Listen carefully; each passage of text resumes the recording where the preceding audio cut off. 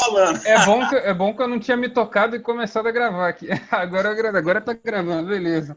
Tá ótimo. Então, fica à Cara, vontade aí, agradeço. a casa é sua aí. Perfeito, agradeço imensamente o convite, prazer enorme. A gente sempre está batendo papo, estou sempre acompanhando o seu trabalho, trabalho fantástico. Eu vejo teus conteúdos lá no LinkedIn, eu fico doido, muito bom, cara. É, Falo, cara, caramba, cara, que legal. a gente precisa dar um avanço grande aí. Eu acho que a gente conhece a realidade principalmente dos países mais ricos, né? Estados Unidos, Europa, até a China, que a gente nem coloca nesse grupo. Você tem lá muita gente boa trabalhando com ciência de dados, fazendo coisas incríveis. A gente aqui no Brasil tem, mas ainda a gente Tá um sabe pouco que aquém vai dar ainda. gargalo, né? Então, Tá nascendo provavelmente, ainda, né? A vai criança tá chegar uma nascendo hora ainda. que provavelmente vai ter mais trabalho que gente capacitada. Então, a gente, de fato, tem Com que certeza. tentar Correr gerar uma atrás. cultura aí, sabe? Porque tira um Pois é. pouco a experiência, né, que eu tenho, inclusive passando por grandes corporações, o quanto você tem ociosidade de informação relevante, base de dados riquíssimas que nem todo mundo consegue explorar minimamente, porque eu não estou falando de você esgotar as possibilidades assim que a gente consegue trabalhar Com com certeza. bases de dados em empresas de médio porte. Você pega grandes corporações, ali é uma mina de ouro mesmo, né? E elas não são exploradas muitas vezes porque o pessoal, a grande parte do pessoal não consegue manipular minimamente estatística básica, que a gente Com sabe como que certeza. não é trivial. A gente Eu acredito. Eu estava conversando isso hoje com o meu orientador, né, o Luiz Paulo Fávero. Você conhece o Luiz? conheço, Então, fera, fera. eu estava conversando hoje com ele mesmo, né? E a gente estava falando desses cursos assim que focam mais no código e menos no background, né? Isso é ruim demais, porque você acaba gerando uma cultura. Imagina aquela pessoa que não teve ainda um estudo tradicional, assim, aí chega a primeira experiência dela é com esse tipo de coisa, né? E aí, Uhum. cara, aquela cultura de código você pega Ctrl+C, Ctrl+V, né? Agora, o que está por trás daquilo ali, né? O que você eventualmente vai fazer errado, inclusive o código, né? Se você não Sim. tiver noção disso. Então, acho que é importantíssimo aí a estatística, a base aí de programação, de TI também, de entender o background das coisas, né, que estão acontecendo, o negócio, né, a razão de você fazer aquela análise. A gente estava conversando isso hoje mesmo, né? Até tem novidade aí, deve estar lançando em 2021 MBA de Ciência de Dados pela USP. O Luiz Paulo Ah, Fávero vai ser coordenador. E eu fui convidado para ser professor também. pô, parabéns, Fiquei cara. super lisonjeado, caramba. Parabéns duas Obrigado. vezes. Fábio é o cara, viu? É o cara, é o cara. Legal. Não, Super eu fiquei, preparado. pô, quando eu fiquei sabendo que ele era o meu orientador lá no IME, eu fiquei, caramba, show de bola, muito legal. Não, o cara muito bom. E é isso mesmo. Eu acho assim que a gente, além da. É um pouco ponto. A gente conhece muita gente que manipula muitas vezes métodos estatísticos, métodos econométricos, mas não conhece exatamente o que está na cozinha. É sempre perigoso. Também você dá uma teoria muito pesada, também é uma coisa que às vezes afugenta o pessoal. Mas uma coisa que eu acho que a gente tem que avançar bastante, não só estatística, econometria e economia, é esse negócio de storytelling. Você contar Ah, histórias boas para motivar sim, sim. o pessoal. Eu faço um esforço enorme para É, todo curso de estatística contar boas histórias assim, é. de onde Eu tento saiu, também, por que né? que Nem sempre a é, gente consegue, mas realmente é não é técnica, né, também. trivial. Fazer A gente tem storytelling. uma série bem legal lá no Statdados de Data Storytelling lá com o professor Stefan. Ele manda bem pra caramba. Foi bem Isso é legal o uma curso coisa que ele fez lá. importante. Isso é uma coisa muito importante, é uma Com coisa certeza. que o ideal seria que. Encadear, né? Encadear as análises, logicamente, até faz sentido para o nosso cérebro, né? De uma forma que que seja mais algoritmizado, vamos dizer assim, né? Pô, primeiro passo, segundo passo, né? A gente entende melhor assim. Eu sempre tento algoritmizar as coisas, né? Para ficar mais fácil, porque eu acho que fica mais palatável, né? Mais entendível para a gente, mais tangível, né? Bom, beleza, então. Então, se quiser compartilhar, é só clicar no share aí, no verdinho. Perfeito, eu vou compartilhar aqui. Espera aí, deixa eu dar uma olhada. Eita, rapaz, espera aí que tá travando aqui. Espera aí. Ixi, travou tudo aqui. Alô? Alô? Tá. O seu vídeo meio que travou. Ele deu uma Mas, travada aqui. mas tenta compartilhar, de repente ele volta. Tá, eu vou. Tenta compartilhar aqui no share. Tá, nossa, o computador deu uma travada geral aqui. Você está me escutando bem? Estou escutando bem. Olha, eu vou. Deixa eu ver o que está acontecendo aqui, mas eu vou Não, falando tranquilo. aí, para a gente Beleza. não perder o time também. Eu vou falando um pouco da apresentação, na hora que, sei lá, recuperar Beleza. aqui, daqui a pouco acho que dá uma destravada aqui, não sei o que aconteceu, mas Ah, aí agora destravou. Agora é, voltou ao normal. deixa eu dar uma olhadinha aqui, perfeito. Bom, deixa eu ver o que está acontecendo aqui, mas vamos lá, vai. Você tá me escutando bem? Sim, sim. Então, depois eu partilho, eu sei de cor a apresentação, acho que a gente não precisa se preocupar muito, depois eu Beleza. faço, fico tranquilo para falar, mas Tranquilo. a ideia aqui que eu tentei fazer é um pouco contar aí contar um pouco a experiência que eu tive em diferentes áreas, né? Que eu sou da academia, sou professor da Federal do Paraná, Show. cara, muitos anos dou aula de econometria, estatística, né? Mas eu já estou Legal. um tempinho fora, cedido para órgão de governo. Eu passei pelo CAD ali, eu fui economista-chefe do CAD. Eu tive uma época pesquisador visitante no IPEA, passei no Ministério do Planejamento, hoje eu estou no Banco do Nordeste. Muito E é uma bom. coisa legal, porque nesses vários lugares que eu passei, todos eles, de alguma maneira, eu tive que lidar ali com questão relacionada a econometria, testes estatísticos, né?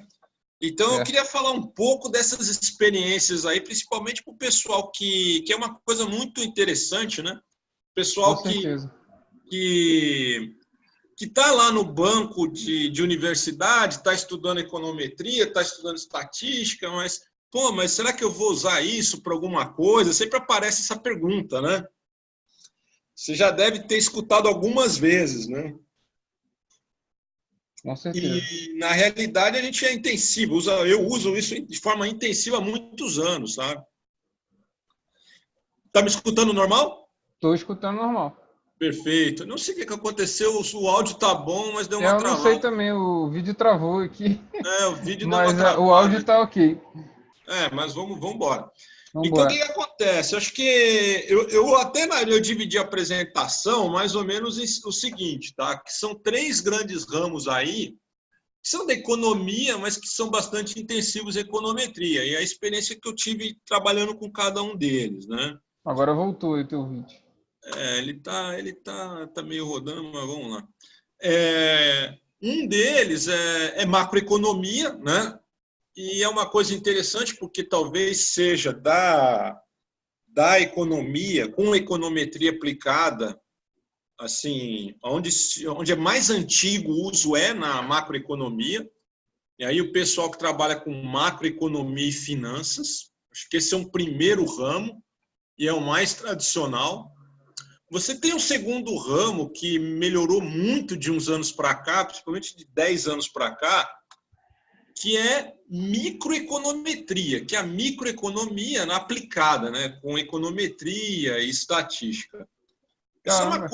Isso é uma coisa mais recente, porque aí você precisa de dados a nível de firma, nível de indivíduos, e a capacidade computacional, ela, para conseguir rodar essas coisas, ela é mais recente, sabe?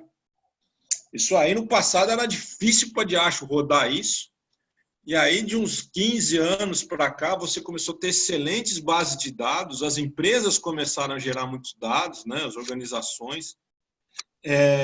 O pessoal começou a fazer muita pesquisa com indivíduos. Isso é uma coisa que abriu espaço para a gente trabalhar bastante com microeconomia aplicada. E, por exemplo, no CAD eu usava muito isso, vou falar um pouco disso. Legal. E uma terceira coisa que é mais recente ainda, que aí é a avaliação de impacto mesmo, que, aliás, até os ganhadores do Nobel de Economia, os 3 que ganharam esse ano aqui, os 3 são da área de avaliação de políticas públicas, principalmente política social, né? Então, eles utilizam técnicas aí, randomização mesmo, para avaliar se alguns programas, né, eles de fato trazem impacto, né, ao que se propõe de uma determinada política pública. Então, na hora que você vai pegar o grosso da economia e econometria, está nessas 3 áreas, né, hoje. É uma área de macroeconomia e finanças, né? É uma área de microeconometria e organização industrial, né? Que aí também já começa a entrar muito pessoal dessas grandes empresas de tecnologia, a Amazon, Google, trabalha muito nessa perspectiva de microeconometria. E aí você tem o pessoal da avaliação de impacto, que aí são políticas sociais. Tudo bem? Beleza. Vou falar um pouco desses 3, né? Tipo, ó, primeiro ponto ali, macroeconomia, né? Macroeconomia em geral, o pessoal, e aí, aquela coisa, agregado econômico, todo dia, é uma coisa que a gente está mais habituado a ver todo dia em televisão, o que vai acontecer com a inflação, desemprego, PIB, toda segunda-feira sai boletim Focus do Banco Central com as expectativas dos bancos, né, principalmente dos economistas-chefes, dos departamentos de economia dos bancos, e o pessoal da área de finanças. Então, banco em geral, todos têm modelagem, tá? Todos têm modelagem não só dessas expectativas de variáveis macroeconômicas, tipo PIB, inflação, desemprego, taxa de câmbio, mesmo porque tem a tesouraria dos bancos, né? E aí eles têm que fazer as operações e mitigar risco e verificar risco-retorno e como esses choques macroeconômicos podem afetar a carteira dos bancos. Então, tem um monitoramento muito grande, mas tem uma área também muito interessante de banco que não necessariamente pega economistas, muitas vezes estatísticos mesmo, um cara puro, aquele estatístico raiz mesmo, que é para modelagem de risco, tá? Também são áreas legais. E esse é um campo bastante farto, assim, banco, seguradora, muito farto para estatísticos, para o pessoal da área de atuarial e para economistas empíricos, assim. Verdade. A gente já recebeu aqui, inclusive, a coordenadora de precificação da Tokio Marine também. Ela falou de precificação de seguros também. Como você está corroborando o que está falando, né? Que é muito utilizado, né? Modelagem. É legal.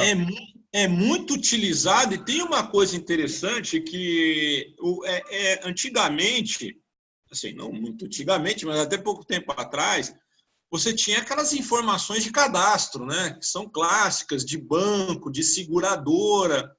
Então, você tem o histórico da pessoa, pegando crédito, comprando seguro, fazendo essas coisas, e o pessoal fazia muita modelagem baseada nisso.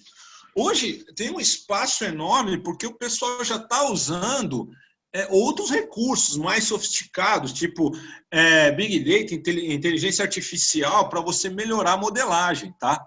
Inclusive com variáveis que até então nunca entraram no escopo ali de coleta de dados de um banco ou de uma seguradora.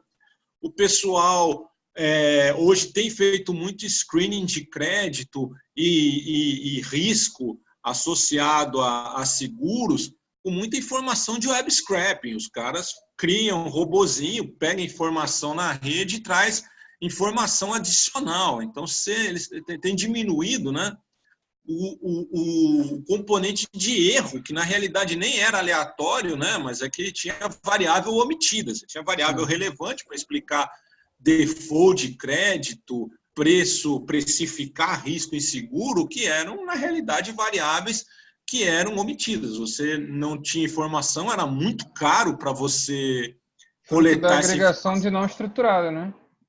Isso, e está baixando demais o custo de você coletar esse tipo de informação. Cara, isso é uma avenida, assim, para poder trabalhar com.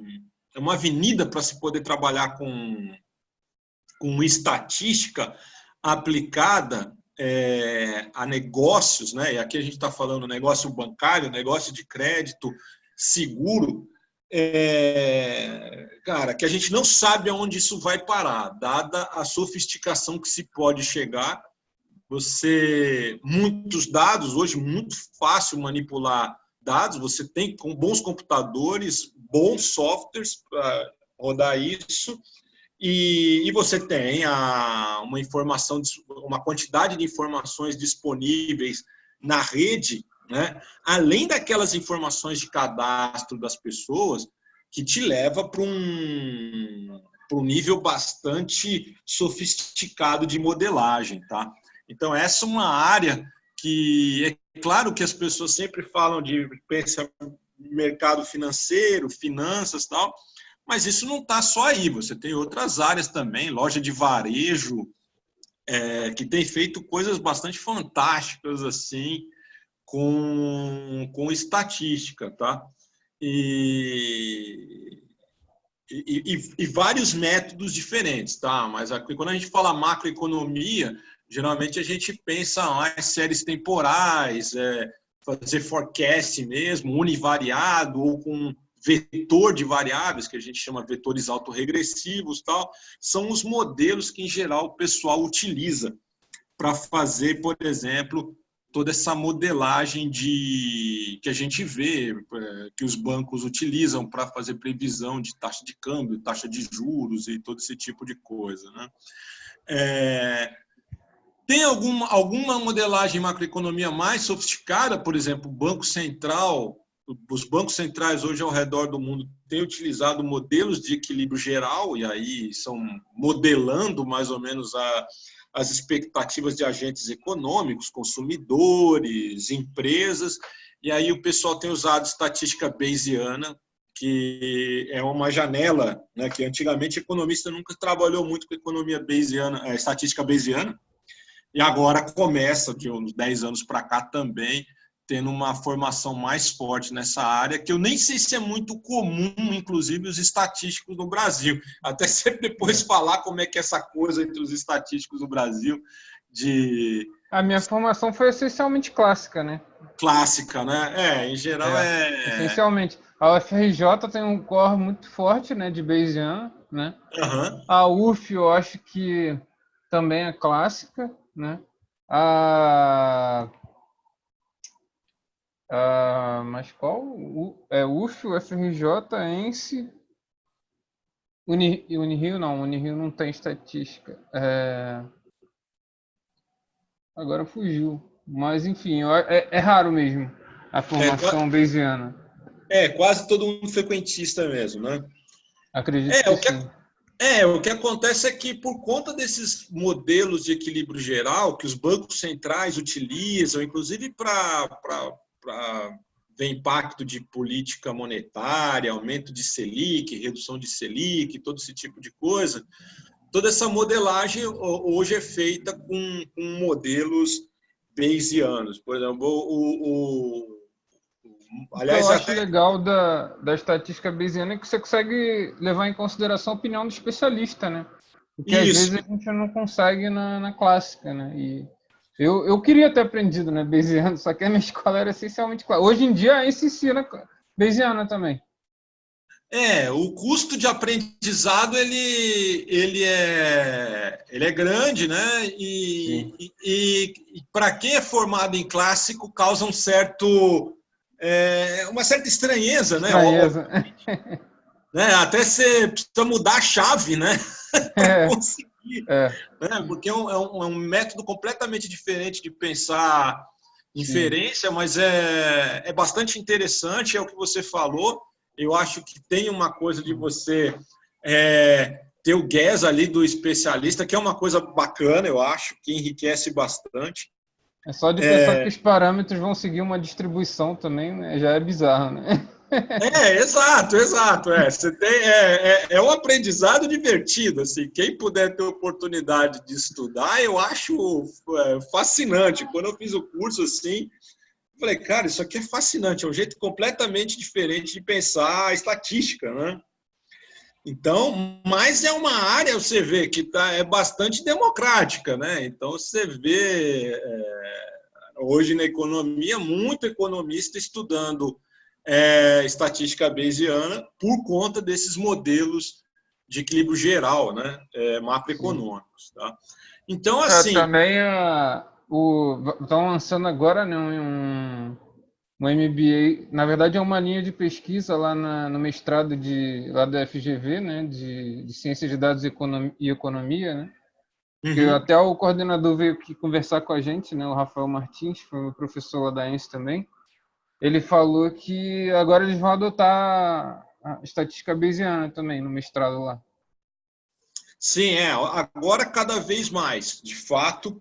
Então, eu acho interessante, eu acho bastante interessante, eu acho uma área bastante promissora e com certeza é uma área que a gente tem que começar a olhar com mais cuidado, inclusive para formação de profissionais, assim, que eu acho bastante enriquecedor, assim. Claro, eu continuo pensando na minha cabeça a estatística clássica. Mas é difícil eu começar a pensar como, né, um bayesiano, mas é fascinante, é bem interessante.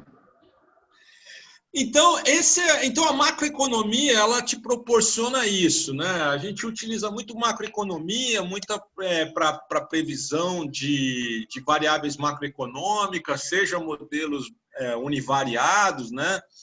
Aí o pessoal trabalha com a ARIMA, ARMA e todo aquele arsenal de... Box-and-Jenks. Isso, exato. O pessoal usa bastante vetor autorregressivo, só que eles não são... e agora tem esses modelos mais estruturados, né, que levam em consideração estrutura de hipóteses a respeito de relação de variáveis macroeconômicas em modelos de equilíbrio geral. E aí, é como você falou, o pessoal tem ido para a Bayesiana, levando muito em consideração também esse viés aí das distribuições que o especialista, de alguma maneira, coloca. É uma área bastante fascinante, não para de crescer. Eu trabalhei com algumas desses instrumentos, faço hoje modelagem de taxa de inadimplência. Eu tenho um modelo que eu desenvolvi ali que eu fico impressionado. Eu falei, nem eu sei como eu consegui acertar aquele modelo. Que a previsão que eu fiz em janeiro chegou em dezembro, eu errei a segunda casa, cara. Só fui errar na segunda casa desse mal. Cara, isso é mais sorte que juízo, tá? Então, isso é uma coisa bem legal. Uma segunda área que eu trabalhei, isso é muito, muito interessante, foi quando eu fui para o CAD. O CAD, para quem não conhece, é a autoridade antitrust. Ela cuida basicamente dos processos, né, de grandes fusões e aquisições e dos cartéis, principalmente, né? E aí, cara, é fascinante, assim, a prevenir a prática de dumping, né? Cara, é fascinante o que você encontra lá. E o CAD aqui, ele tem uma referência muito legal. Vou começar primeiro a falar de cartel, por exemplo. Está muito na moda essa coisa de combate à corrupção e essa coisa de cartéis de licitação e tal. E tem uma coisa muito legal, porque tem alguns economistas que eles desenvolveram mais ou menos o que seria alguns leilões, né? Algumas leilões de compras governamentais. Quais seriam, por exemplo, um padrão das distribuições dos lances, né? Nos certames, nos leilões. Você tem um padrão de lance que sugere que seja competitivo, tá?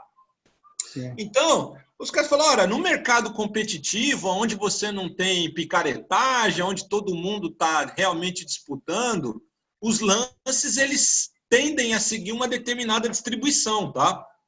Certo. E aí, cara, posto isso, você consegue fazer filtro de cartel, né? O que é isso? Você pega dados padrões reais, ali no exato. Você pega as distribuições reais e compara com a teórica competitiva. Você entendeu? Entendi. Cara, isso é muito legal. E quando tá coisa muito estranha, você, cara, isso aqui, essa distribuição não bate, né? Tá meio esquisito. Os caras. Faz um teste de aleatoriedade ali nos lances. Né? Exato, exato, exato. Você tem alguns, tem o Benfield que também faz, você tem vários formatos legais assim. E de aleatoriedade, você tem várias formas de filtrar comportamento esquisito, você entendeu? E isso é bacana porque, por exemplo, você recebe uma denúncia de que pode ter um cartel, uma denúncia anônima, mas sem prova. Aí você pega a distribuição dos lances nos leilões. E aí você vê que é esquisito também. Chega uma hora você consegue ter um conjunto, não probatório, mas um conjunto de evidência que você pode levar, por exemplo, para um juiz, né? E o juiz achar, tudo bem, eu vou autorizar uma busca e apreensão para ver se de fato coleta a prova. Cara, isso é uma coisa fantástica. O CAD desenvolveu, tem até vários países do mundo que têm monitorado, cara. Para mim foi uma grande honra ter participado, ajudado na conversa ali desse projeto. Chama, deixa eu ver como é que é o nome, né? O projeto, mas como é que chama? Depois eu lembro, daqui a pouco eu falo. Tá. Mas, cara, muito, muito legal. E fica o robozinho, cara. Um robozinho pegando informação pública de leilões, de compras públicas, desenha a distribuição, tenta bater, ver se tem coisa esquisita e vai separando o que é estranho. Pô, Cara, interessante. Depois, se você tiver alguma referência desse sentido, acho que apontar aí para o pessoal, acho que vai ser legal. É interessante. Tenho sim, cara, tenho legal. sim, tenho sim. Aliás, inclusive, cara, se você quiser, eu vou entrar em contato com o Pedro, que foi o estatístico que desenvolveu ali, cara. Um dia até ter uma conversa com ele seria legal, viu? Legal, legal, show. Que é um cara muito, muito, muito bacana. Fez um Depois manda o trabalho. contato dele lá que eu Mando converso com sim. ele. Legal. Seria. Obrigado. Cara, porque ele pegou do começo ao fim, criou os robozinhos e tal. E, cara, com uma equipe muito enxuta, cara. E os caras fizeram uma alavanca gigantesca, um laboratório assim, que é um Big Brother, assim, de compra pública. Cara, com dois, três Licitação e caras. tal. É incrível, cara. O trabalho dos caras foi incrível. Teve muita conversa ali, toda essa discussão teórica, a gente participou, toda a estratégia. Mas, cara, o cara fez rápido, fez muito bem feito, um trabalho fantástico. Tinha bastante gente assim, né? Que conhecia, o pessoal do Ministério Público ajudou bastante. Mas na hora de sentar e montar os algoritmos, cara, foi uma equipe bem enxuta, os caras fizeram um trabalho fantástico, cara. Então, você Legal. imagina que, por exemplo, você pode fazer uma coisa dessa, por exemplo, se você trabalha numa empresa grande que está sujeita a risco operacional, fraudes, esse tipo de coisa, que acontece, né? Empresa Com grande certeza. sempre vai ter. A Sempre vai seguradora, por ter. exemplo, já trabalhei num Perfeito. projeto de identificação de fraude em hospitais, né? Poderia ser Exato. aplicado, por exemplo. Isso cara, isso é uma avenida gigantesca para olhar risco operacional e risco de fraude. Então, hoje essas grandes instituições, todas elas de alguma maneira, cara, estão sujeitas, coloca mais de 1.000 funcionários numa empresa. Opa, cortou o áudio aí. Ih, deu ruim no áudio. Calma aí, pessoal.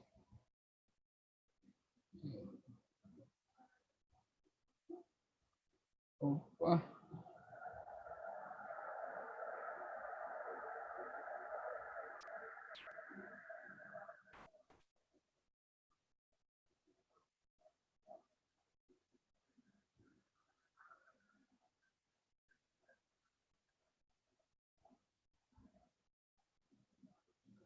Só um minutinho, pessoal, que a gente está ajeitando aqui detalhes técnicos. O áudio saiu aqui.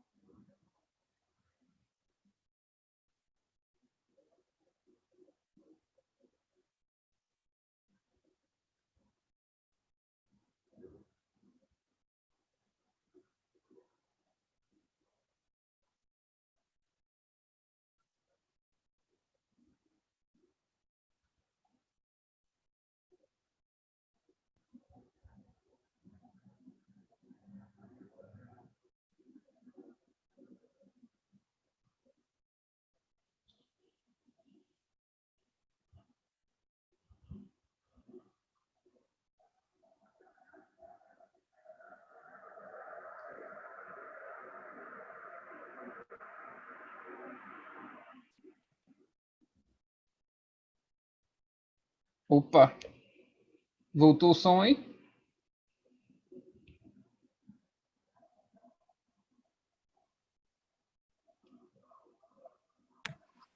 Tudo bom? Opa, beleza. Voltou, legal. Show. Não, coloquei no celular Legal. aqui porque estava... Não. Ah, tá. Desculpa, pessoal. Tranquilo, beleza. Tá tranquilo? Vamos voltar? Tá tranquilo. Deu uma Beleza, travada aqui. tava falando lá do projeto do Ministério Público lá, né? Isso. Beleza, Então, do cara, CAD. foi muito legal esse trabalho. Trabalho fantástico feito ali. E pouca gente. Foi muita gente para discutir, assim, porque montar estratégia não é algo trivial, tá? Então, você tem que esgotar aquilo de fato. Mas uma hora que a estratégia está pronta, cara, que a pessoa tem completa clareza de como vai fazer, cara, você começa a fazer coisas incríveis assim e a um baixo custo. Hoje, claro, isso não é... As bases têm que estar lá, você tem que ter acesso às bases de dados, mas isso é uma coisa que, como você mencionou, assim, hospital, governo municipal, governo estadual, governo federal, tribunais de conta, Ministério Público, tudo isso é espaço para você pegar pessoas treinadas e a economia, o custo-benefício disso é incrível. Você vai ter o benefício que você tem com esse tipo de investimento, alavanca, né? Perto do custo que você tem, porque às vezes você precisa de um estatístico sênior, um programador sênior e uns 2, 3 ajudantes. Cara, isso não é nada perto do benefício. Pagar, mesmo que você remunere muito bem esse pessoal, muito bem, isso não é nada perto dos benefícios e da economia que esse tipo de coisa proporciona, tá? Então, legal. Eu acho que é uma avenida grande, o pessoal que está aí assistindo, que está pensando o que fazer, eu acho um baita, talvez um dos mais promissores. E aí, é claro, a gente ainda não tem, por exemplo, aquelas... aí já tem, tá? Mas vamos lá, ué.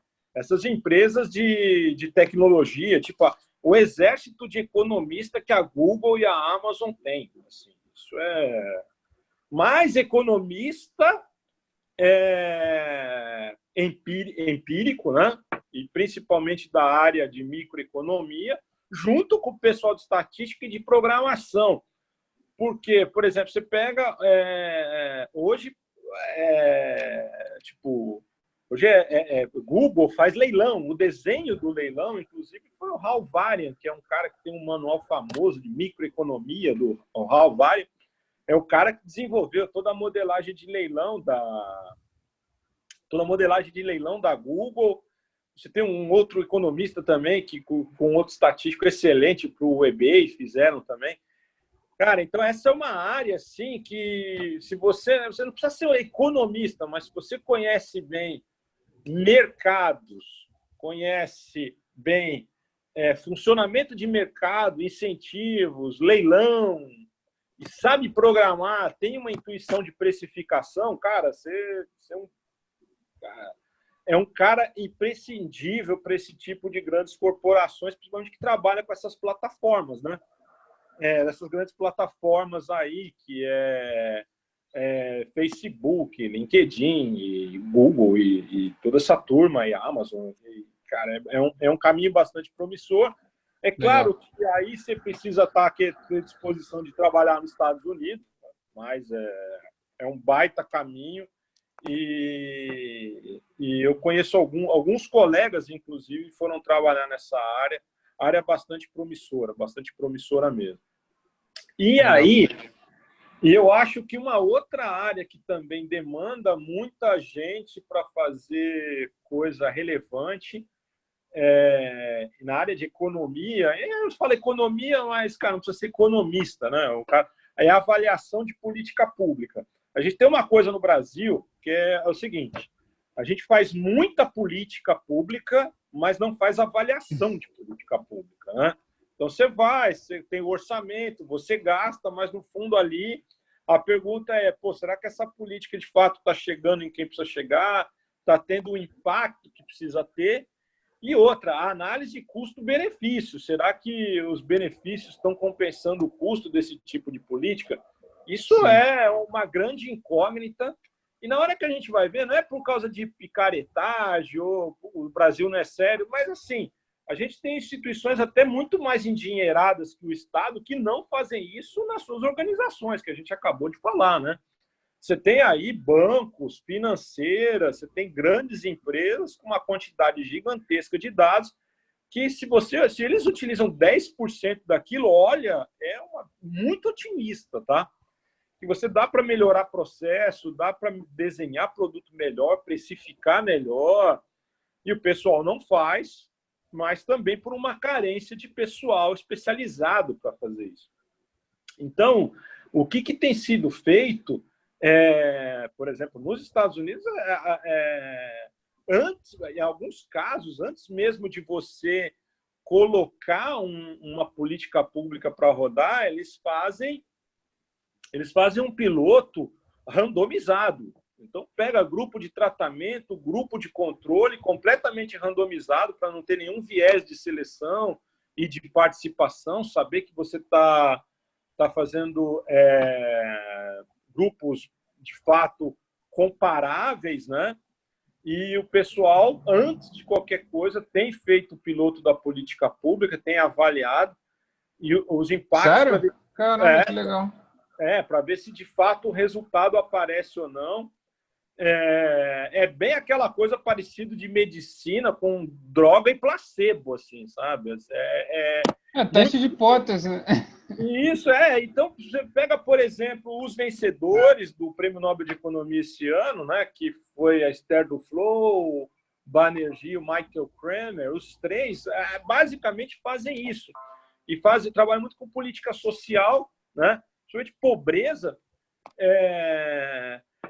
Só tem um problema nessa história que, por exemplo, o Banco Mundial, hoje, quando vai falar de política, ele basicamente pede para fazer randomização. Aqui no Banco do Nordeste, a gente tem o microcrédito, que é uma política também, tem um cunho social, e o pessoal pede randomização. Não é muito...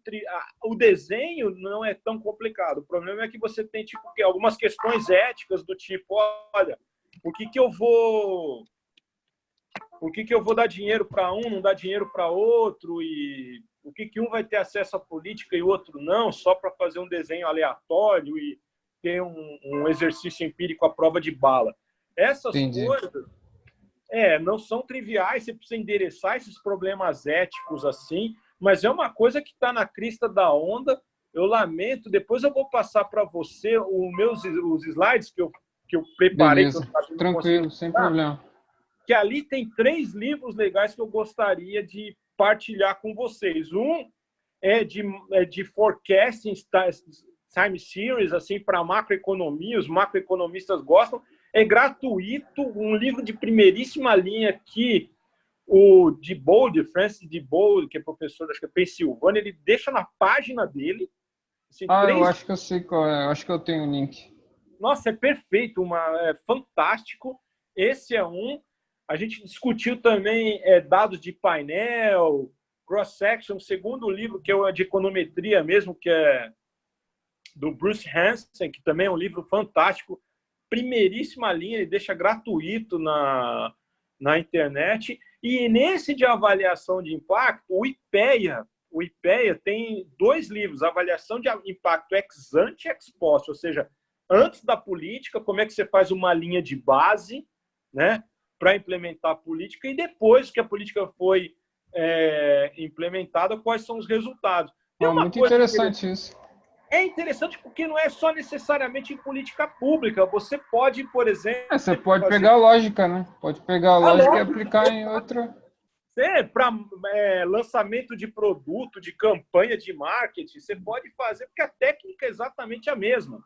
Sim. Tipo, você vai fazer um piloto de colocar um produto na praça, como é que você tem certeza que aquele produto mesmo está gerando aquele resultado quando você limpa, porque quando você faz a randomização, você acaba limpando qualquer tipo de erro que possa ter.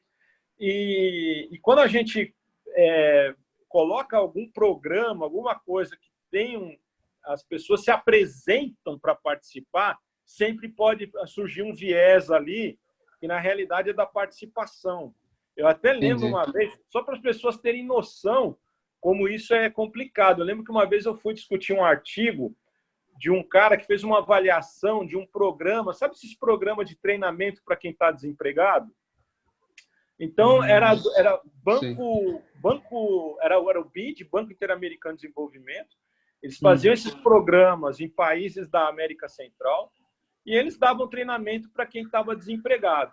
E tinha um grupo de controle, que era quem está desempregado e não treinou, e de tratamento, quem estava desempregado foi treinado. Então, eles pegavam grupos comparáveis, assim, grupos comparáveis, né? Numa coisa que chama score de propensão, ou propensity score matching, né? Pega um vetor de características comum, fazia os dois parzinhos, e via que quem era treinado conseguia emprego mais rápido e com salário maior. Aí, todo mundo falou, mas isso pode ser o viés de seleção. Será que as pessoas que se apresentam para fazer o programa já não são melhores mesmo? Sim, teria que fazer o ex-ante, né? Isso, aí apareceu um experimento natural para eles que caiu do céu, que foi o seguinte: eles tiveram um corte de orçamento e tinha metade da turma conseguiu ser treinada, a outra metade se apresentou para ser treinada e não treinou. Mas era um contrafactual interessante, porque esses se apresentaram para fazer e não fizeram. Ali você tinha o efeito limpo do treinamento, sendo que os dois grupos se apresentaram para participar do programa. Quando eles usaram esse grupo de controle, não deu diferença nenhuma. Então, você vê que tudo era viés de participação. Então, pois é, hoje o pessoal tem desenvolvido técnicas bem legais, a randomização é uma delas, tal, para tentar, ou quase experimentos, para tentar lidar com esse tipo de situação, né? Claro, o problema... Isso é importante até em temas atuais, né? Como viés na seleção de, por exemplo, algoritmos aí de deep learning, né? Que reconhecem pessoas negras e outros que a pessoa bota máscara branca e aí ele te reconhece. Tem também aquele lance lá nos Estados Unidos eles penalizam, né, as pessoas, as penas, né, dos presidiários, né, de acordo com um modelo, né? E esse modelo ele estava penalizando pessoas que eram negras e não reincidentes, mais do que pessoas que eram brancas e reincidentes, né? Então, já estava por viés desde a criação do modelo, né? Sim, então, sim. É bem interessante isso. Isso é uma coisa que a gente precisa avançar, né? O pessoal tem feito avanço, que é uma outra área legal. Você usar todo esse critério que o pessoal tem usado para fazer avaliação de política pública, mas pode ser para qualquer política de campanha de lançamento de produto, qualquer coisa que você possa fazer um grupo de controle, um grupo de tratamento e verificar o impacto do que você quer proporcionar. Isso é muito legal. O pessoal tem feito muito avanço na área de educação, saúde, mas isso você pode fazer dentro de uma corporação. Você, uma empresa que tem 10 mil funcionários, você pode, de alguma maneira, fazer algum exercício. Será que eu implemento, por exemplo, um benefício para os funcionários? Isso é caríssimo. Então, isso é uma técnica que você tem muito legal, que, cara, você vai ganhar muita eficiência, vai... É utilizado simulação também? Bootstrapping? Sim, também. O pessoal simula, faz Monte Carlo, faz o terror. Então, essa é uma outra área que eu acho muito legal também. Ou seja, nessa área de econometria, eu acho que são 3 grandes áreas aí. A macro já está mais rodada, tem esses modelos bayesianos, que aí é uma novidade e tal, tem poucos anos. Que eu acho muito legal. Eu acho que a grande inovação aí é o pessoal trazer estatística bayesiana muito forte para a economia, uma coisa que não tinha. Você tem essa coisa de microeconomia, e aí é comportamental mesmo, e aí você é comportamento de firma e comportamento de consumidor. você usar microdados, inclusive microdados que possa vir de outras fontes, tipo web scraping, big data, todo esse tipo de coisa. E você tem uma última área que é muito legal, que é a avaliação de impacto, e é impacto geral. O pessoal tem usado muito para política pública, tem feito randomização, experimento natural, mas você pode fazer isso para qualquer coisa, e é uma coisa legal, porque experimentos naturais estão aí. As empresas todo dia aparecem, tem algum experimento que você pode ter uma sacada, tirar dali uma informação relevante que não tinha pensado. Essa, cara, são mais ou menos as coisas que eu trabalhei aí ao longo, pelo menos, desses últimos 10 anos. E eu acho, cara, que vai faltar gente na hora que a economia também der uma aquecida, voltar a crescer. Isso vai ser uma demanda grande, vai ter mercado e, cara, com certeza os salários serão altos, bastante altos, para atrair os melhores, cara. E aí, o que eu acho Está associado a finanças, né? Finanças, o salário sempre é lá em cima. Né? Paga bem. É intuição econômica. Tem economista que não tem intuição econômica. Intuição econômica, você não precisa fazer curso de economia. Você precisa, né, ler bastante, conversar bastante, discutir bastante. Um cara que tem uma intuição econômica boa, o cara que sabe programar e o cara sabe mexer com dados, acho muito pouco provável não ter uma carreira promissora. Legal, mas show de bola. Obrigado. A gente pode, então, abrir para perguntas? Claro, vamos lá. Legal.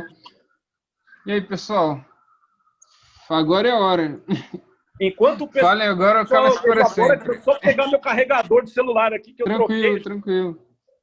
O Fábio falou aqui, eu cheguei a ver um pouco de modelagem estatística bayesiana no meu curso de Data Science em Harvard. Achei meio pesado. Cara, é muito pesado, é barra pesada mesmo. Na realidade, eu nem sei se é pesado, tá? Eu acho que o problema maior é uma linguagem tão estranha para quem está tão acostumado com estatística clássica que causa, não é um desconforto, mas assim, você não está habituado a pensar daquele jeito. Você tem que ter uma certa... Como é que eu posso dizer? Mudança de chaves. Você precisa fazer um esforço muito grande para se enquadrar nesse raciocínio. Com certeza, um cara que a primeira coisa que ele viu de estatística foi um raciocínio bayesiano, estudou aquilo, o cara não teria tanta dificuldade. Mas Entendi. É claro que você, por exemplo, o clássico, você consegue, a impressão que eu tenho também, né? A impressão que eu tenho é que se você pega um adolescente e começa a falar de estatística clássica, o cara já começa a entender. Você vai falar de estatística bayesiana, que você tem que fazer hipóteses acerca das distribuições, aí, cara, e o cara precisa já ter um nível mais avançado para começar a brincar, né? Com certeza. O Fábio falou que foi pesado pelo fato que o instrutor explicou o teorema de Bayes e tacou o modelo. Isso faltou, né? Aquilo que a gente mencionou, né? Você ter aquela faltou o storytelling. Às vezes é mais fácil você aparecer com o problema onde a técnica é uma solução do que você ir direto para o teorema, cara. Eu lembro, toda vez, por exemplo, quando eu explico o teorema do limite central, até chegar no limite central, eu conto uma história de 1 hora. Agora eu entendi, tal, o porquê que o cara fez isso, tal. Eu falei, o pessoal tinha uma motivação.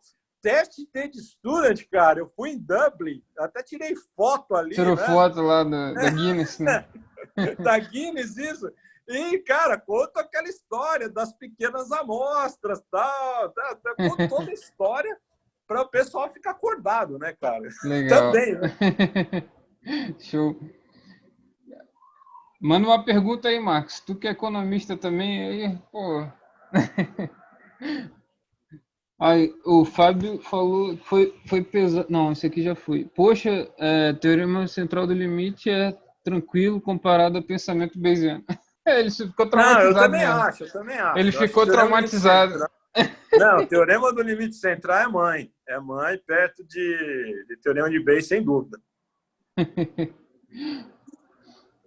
Agora é então, assim, essa coisa de assim, essa coisa de estatística bayesiana é igual você aprender idioma. Você tem que ir para o lugar fazer uma imersão, onde só tem bayesiano e ficar lá com ele.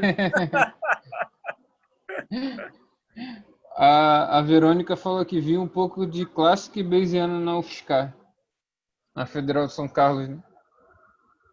Lá em São Paulo. Legal. O... E o que que... Então, ninguém pergunta, então eu vou perguntar. Claro. Que você acha dos modelos que estão mais na moda hoje, aí, como XGBoost, né? Esses modelos de redes neurais que relaxam mais as hipóteses? Qual a sua opinião em relação a isso? Tem que relaxar mesmo as hipóteses? Tem que levar a ferro e fogo mesmo na teoria? Como é que é? A gente tem que desprender um pouco da interpretação dos parâmetros para ganhar um pouco mais de acurácia, mesmo que não entenda o que está acontecendo ali dentro? O que você acha? Olha, eu vou ser muito, muito franco, cara. Economista, em geral, tem muita dificuldade de gerar tanta flexibilidade e não entender mais ou menos como que é as modelagens, tá? Então, você olha um economista, assim, cara, em geral, ele começa com aqueles modelinhos muito básicos para entender as relações, ver como os parâmetros são obtidos em equilíbrio, tal. Aí ele vai dificultando, mas ele tem um limite. Quando ele não consegue mais entender como um processo é gerado, ele para. Isso é da formação do economista. Então, se chegar para um economista e falar, olha, a gente vai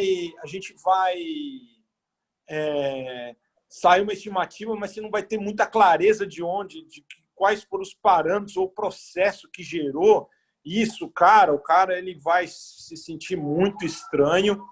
E, na realidade, você tem até um grupo de economistas, que é um grupo bem pequeno, inclusive, os caras muito sérios, tá? Lembrando, elas muito sérios, mas que trabalha com complexidade econômica. E é um pouco o que você está falando, cara. Puta, de onde saiu isso? O cara, putz, não. Você entendeu? Tudo está aqui, mas como isso gerou, eu não consigo contar uma história de onde apareceu aquilo, onde eu ligo as causalidades. Cara, isso é muito estranho para um economista, principalmente do mainstream, de tradição neoclássica.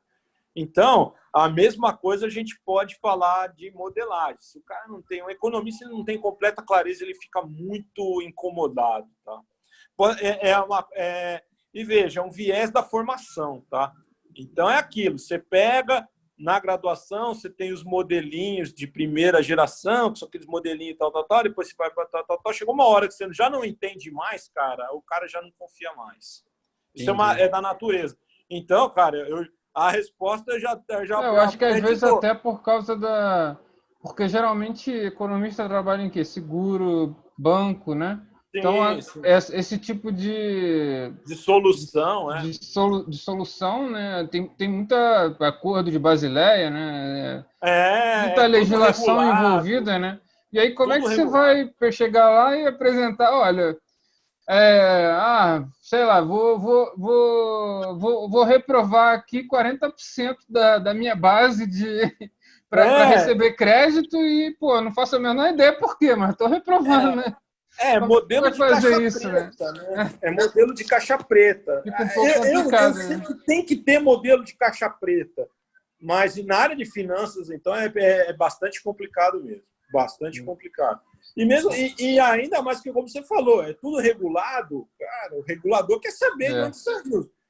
Se aparece um modelo de caixa preta, o cara já dá uma no meio do teu peito, já. Para começar... O Germano falou aqui, modelo bayesiano fiz no mestrado e no doutorado. É legal trabalhar num contexto híbrido com variáveis totalmente independentes em um modelo acíclico. Trabalhei no contexto de saúde e agora na gestão de risco de garantias do BNB, no doutorado. BNB é o quê? Germano. O Germano trabalha com a gente aqui, né? Germano Teles? BNB? É Germano Teles? Cara, eu não sei. Sim. Sim. Sim. Legal. A gente tem. Você tem pessoal usando esse modelo de risco. Ah, tá. É Banco do Nordeste, ele trabalha contigo aí. Trabalha, ele é da área do. Imagino que ele seja da área do risco lá, né? Trabalha com o Bruno. Ele falou que trabalhou no contexto de saúde, né? Ah, BI. BI. Se eu não me engano, esse cara foi fazer doutorado, eu que entrevistei ele. Foi isso mesmo? Ele te entrevistou, Germano?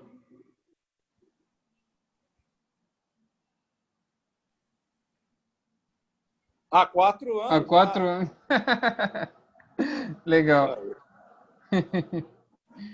Mas bacana, bacana. Maravilha, maravilha. Pô, então, muito obrigado. Pode falar.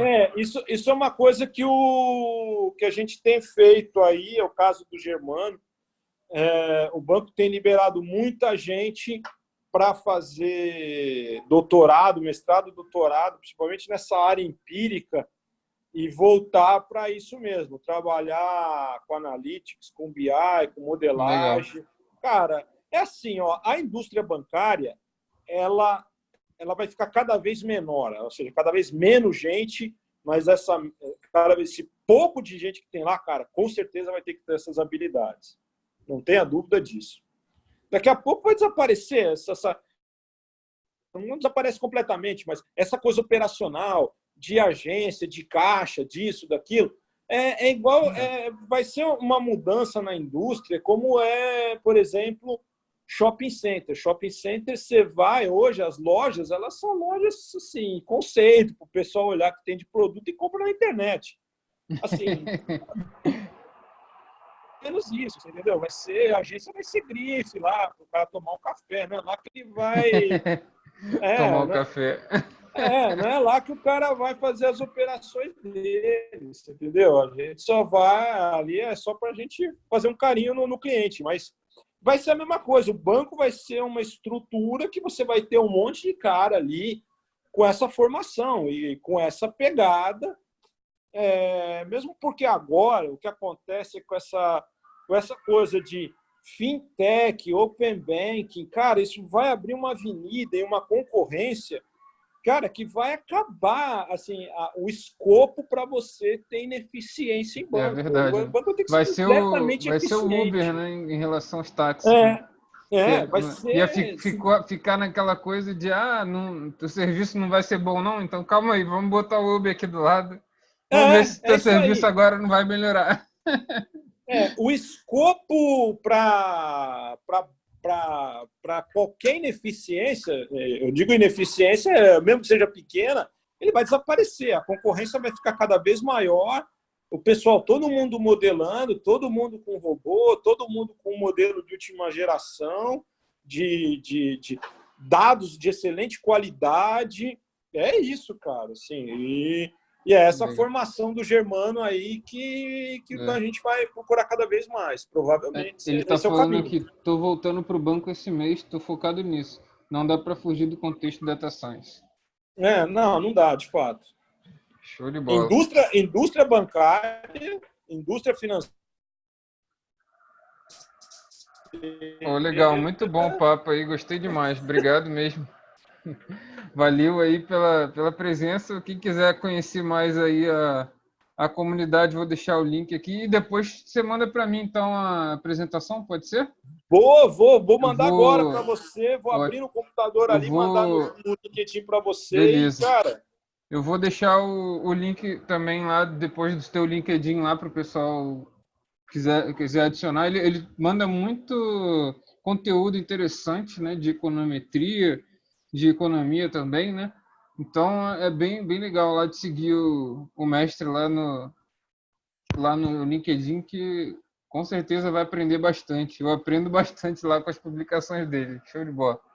Valeu, Thiago. Obrigado. Manda livro viu, também, cara? né? Já mandou livro. Eu acho que esse livro que você falou, eu peguei na sua publicação. Bem provável. É bem provável. Eu peguei na Eu sua vou mandar os publicação, links, achei sensacional. Tem até séries temporais também, não tem? Tem. São Legal. manuais excepcionais, cara. Eu vou mandar para você agora. Legal. Eu mandei aqui o link da comunidade para quem quiser conhecer e agradeço aí a disponibilidade do mestre para compartilhar conhecimento conosco e também do pessoal de ter participado aqui. Obrigado pela presença. Valeu a todos aí. E uma boa noite, bom descanso. Valeu, mestre. Valeu, Thiago. Obrigado, Abração. Boa noite. Parabéns lá para você, pro Fávero. Boa sorte para vocês Obrigado. aí. Certeza que vai ser um sucesso, cara. Pô, obrigado. Vamos torcer. Valeu. Show de Grande bola. abraço. Abração. Valeu. Falou. Tchau, tchau. Tchau.